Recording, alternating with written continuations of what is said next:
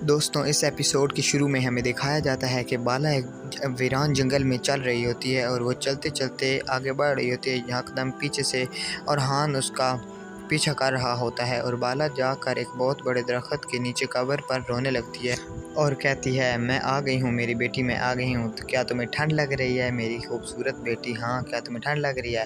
پیچھے سے اور ہان کہتا ہے ماں رکو، اب حلیمہ مر چکی ہے، میری ماں حلیمہ مر چکی ہے۔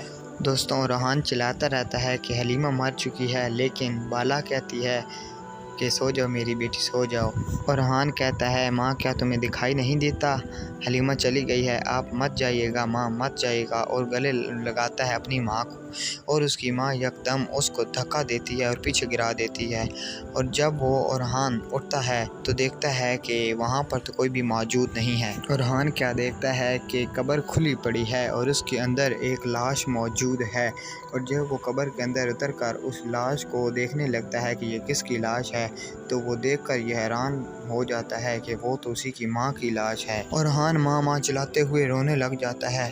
دوسری طرف ہمیں دکھایا جاتا ہے کہ رحان ہڑبڑی میں اٹھتا ہے اور چلاتا ہے، اور فاطمہ کہتی ہے بھائی بھائی کیا ہوا آپ کو؟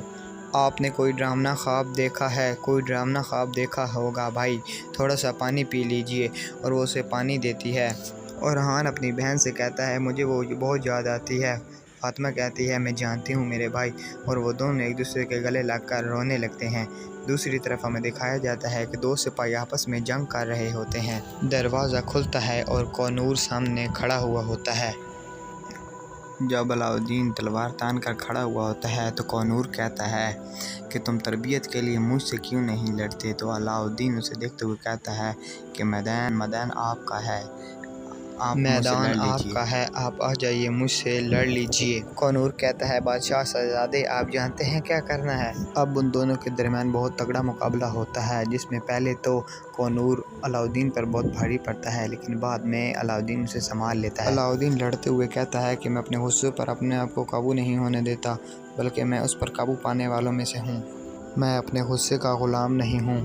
باقی سپاہی ان کو زور و شور سے استقبال کر رہے ہوتے ہیں، یکدم کونور اس کی گردن پر تلوار تان لیتا ہے اور کہتا ہے تجربہ ہمیشہ مہارت پر غالب آتا ہے۔ علاؤدین کہتا ہے تدبیر ہمیشہ تجربے پر غالب آتی ہے، ہمیشہ آپ ہی مجھے اپنے پاس ایک خفیہ خنجر رکھنے کو کہتے ہیں کونور صاحب ٹھیک ہے نا؟ تو پھر دکھایا جاتا ہے کہ علاؤدین جیت چکا ہوتا ہے، وہ خنجر تان کر کھڑا ہوتا ہے۔ کونور کہتا ہے تم تب بہادر سپاہی بنو گے شہزادے۔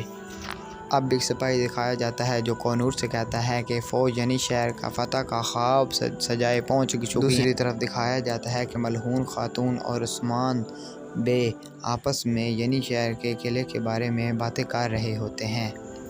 دوستو بتائیے گا کہ ویڈیو کس طرح کی لگی، اگر ویڈیو اچھی لگے گا تو ویڈیو کو لائک کیجیے گا، اور اگر آپ چاہتے ہیں کہ میں پوری ایپیسوڈ ڈب کر کے آپ کو سمجھاؤں تو آپ اس ویڈیو کے نیچے کمنٹ کیجیے گا، تو میں آپ کے لیے 20 منٹ کی بھی ایپیسوڈ بنا سکوں گا۔ چینل کو ضرور سبسکرائب کیجیے گا۔ آج کے لیے اتنا ہی، ملتے ہیں نیکسٹ ویڈیو کے اندر، اللہ حافظ۔